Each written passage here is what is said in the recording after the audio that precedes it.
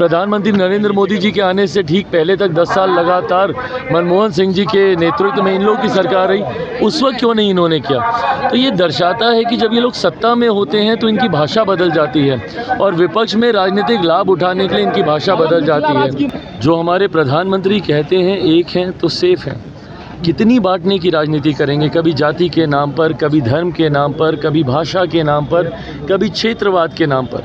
ये लोग सिर्फ बांट कर अभी तक अपनी राजनीतिक लाभ ये लोग उठाते रहे हैं। जनता के हितों की चिंता कभी करने का काम इन लोगों ने नहीं किया। तो बिहार फर्स्ट, बिहारी फर्स्ट के लक्ष्य को आगे लेते हुए अपनी पार्टी लोक जनशक्ति पार्टी रामविलास को राष्ट्रीय स्तर पर लेके जाना। ऑपोजिशन ने इस मुद्दे को हर स्वरूप में उठाने का प्रयास किया, कभी आरक्षण के दायरे को बढ़ाने को लेकर, कभी डराने को लेकर कि आरक्षण समाप्त कर दिया जाएगा। इनकी राजनीति इसके आसपास घूमती रही है। तकलीफ तब होती है। नमस्कार, आप देख रहे हैं खबरीलाल लाइव और मैं हूं आपके साथ निधि सिंह। देखिए, केंद्रीय मंत्री चिराग पासवान बीते दिन अपने पिता रामविलास पासवान की पुण्यतिथि के दौरान उनके साथ उनके इस कार्यक्रम में मौजूद सभी मंत्री और सभी विधायक लोग मौजूद थे। तो वहीं पत्रकारों ने सवाल किया कि आपके कार्यकर्ता और आपके चाहने वाले जानना चाहते हैं कि अगली बार मुख्यमंत्री के चेहरे पर आपको देखना चाहते हैं। तो पहले इस पूरे वीडियो में सुन ले क्या कुछ कहते हुए नजर आ रहे हैं चिराग पासवान। हम लोग उस लक्ष्य को भी एनडीए गठबंधन सरलता से पूरा कर लेगा। चिराग जी, कोई ऐसी इच्छा जो अभी तक चिराग पासवान पूरा करना चाहते हैं? पिता की कोई ऐसी इच्छा जो चिराग पासवान अभी तक पूरा नहीं? पार्टी को राष्ट्रीय स्तर की पार्टी बनाना, बस इसमें थोड़ा सा जोर और लगाने की कसर बाकी है, बट मैं मानता हूं। और साथ ही में उनके विचारों का प्रदेश बनाना, बिहार फर्स्ट, बिहारी फर्स्ट, अंतिम दिनों में उन्होंने ही इसको एक अंतिम रूपरेखा दी थी। तो बिहार फर्स्ट, बिहारी फर्स्ट के लक्ष्य को आगे लेते हुए अपनी पार्टी लोक जनशक्ति पार्टी रामविलास को राष्ट्रीय स्तर पर लेके जाना।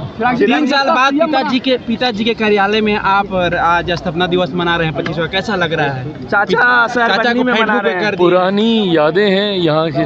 देखिए, सरकारी व्यवस्था है, सरकारी आवास है, इस पर किसी भी निजी व्यक्ति का अधिकार नहीं हो सकता। बट हाँ, बचपन गुजारा है मैंने यहाँ पे, इस नाते ज़रूर मेरी यादें रही और मेरे लिए ये गर्व की बात है। कल जैसा परिवार के सदस्यों ने, हमारी माँ ने भी कहा, गर्व की बात यह है कि जहाँ से मेरे नेता बैठकर उन्होंने कार्य करने का काम किया, आज उसी जगह पर बैठकर मुझे उन्हीं के विचारों को आगे लेकर जाते हुए अपनी पार्टी को मजबूत करने की जिम्मेदारी मुझे मिली है। तो ये मेरे लिए एक तरफ सौभाग्य की बात भी है, भावुक भी करता है, बट शक्ति भी यही देता है। 25 का चुनाव है और आपके कार्यकर्ता अब आपको सीएम का चेहरा देख रहे हैं। सीएम का चेहरा 2025 के लिए मैं अपने तमाम कार्यकर्ताओं की भावना का ज़रूर सम्मान करता हूं, बट ये एनडीए ने पहले से ही तय कर लिया है कि मौजूदा मुख्यमंत्री नीतीश कुमार जी के नेतृत्व में ही एनडीए गठबंधन आगामी 2025 का चुनाव लड़ने जा रहा है। और मैं मानता हूं, मुझे पूरा विश्वास है कि अगले साल इस वक्त जब पुनः हम लोग पार्टी का स्थापना दिवस मना रहे होंगे, तब तक मेरे मुख्यमंत्री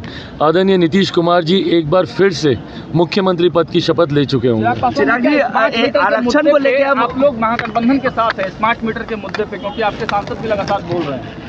देखिए, कहीं पे अगर कुछ तकलीफ़ें हैं, जो दिक्कत है, गठबंधन साथी होने के नाते हम लोग की जिम्मेदारी बनती है कि सरकार तक वो विषय हम लोग पहुंचाने का हम लोग कार्य करें। इसका कतई मतलब नहीं है कि हम लोग किसी का साथ दे रहे हैं या किसी का हम लोग समर्थन कर रहे हैं। बट हाँ, अगर कोई ऐसे विषय हैं जहां जिसकी वजह से जनता को परेशानी है, उसको सरकार तक पहुँचा कर कैसे उसका समाधान ढूंढा जा सके, इस भूमिका में ज़रूर लोक जनशक्ति पार्टी सदन चला और अपोजिशन लगातार आरक्षण और जाति आधारित गणना कराने का देश भर में मांग कर रहा है। आप लोग की भी रही है कि देश भर में होनी चाहिए। क्या लगता है कि अब आरक्षण का मुद्दा फिर से अपोजिशन उठा रहा है? क्यों? ऑपोजिशन ने इस मुद्दे को हर स्वरूप में उठाने का प्रयास किया, कभी आरक्षण के दायरे को बढ़ाने को लेकर, कभी डराने को लेकर कि आरक्षण समाप्त कर दिया जाएगा। इनकी राजनीति इसके आसपास घूमती रही है। तकलीफ तब होती है कि जब आप सत्ता में आते हैं तो आपके विषय, आपके मुद्दे बदल जाते हैं। जब ये लोग सरकार में आते हैं, केंद्र सरकार में लंबे समय तक राजद रही, उस वक्त इनके समर्थन वाली सरकार थी। क्यों नहीं बिहार को उस वक्त विशेष राज्य का दर्जा दिलवा दिया गया? क्यों नहीं उस वक्त इन लोगों ने जातीय जनगणना करा ली? आज जिस तरीके से कांग्रेस पार्टी, राहुल जी बार बार घूम घूम कर देश भर में बोलते हैं कि भाई जाति आधारित जनगणना होनी चाहिए, तो केंद्र में लंबे समय तक तो आप ही की सरकार थी ना। आज़ादी के बाद अगर सबसे ज़्यादा समय तक कोई केंद्र सरकार का हिस्सा रहा है तो वो कांग्रेस की सरकार रही है। क्यों नहीं इन्होंने करवा लिया?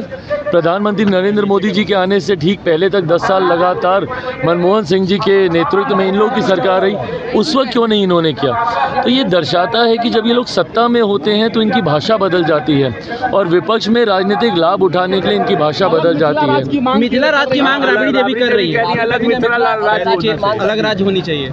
मेरी लड़ाई बिहार फर्स्ट बिहारी फर्स्ट की है, जिसमें बिहारियों को एकजुट कर और जब तक हम लोग एक हैं, ये हम लोग की ताकत है। जो हमारे प्रधानमंत्री कहते हैं एक हैं तो सेफ हैं।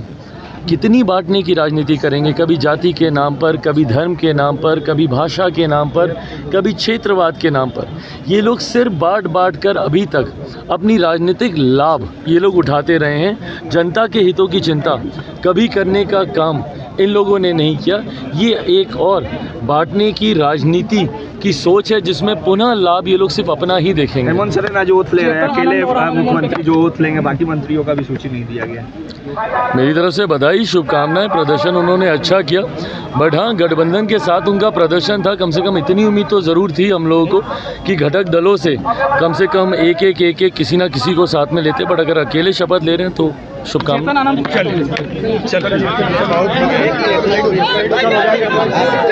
तो आप सुन रहे थे चिराग पासवान को, जिन्होंने सीधे तौर पे कहा कि अभी मौजूद समय में मुख्यमंत्री के चेहरे पर नीतीश कुमार हैं और अगले वर्ष जब मैं अपने पिताजी की पुण्यतिथि मनाऊंगा तो वही शपथ ग्रहण करते हुए आपको नजर आएंगे। तो वही उन्होंने सीधे तौर पर पिता की जो बातें थी वो उनको पूरा करने की भी बात कही। उन्होंने कहा कि जिस तरीके से हमारा जो आवाज़ था वो हमें वापस मिल गया, इससे बड़ी बात हमारे पिताजी के लिए कुछ नहीं हो सकती है और उनकी जो सपने थे वो हमने आज पूरा कर दिया है।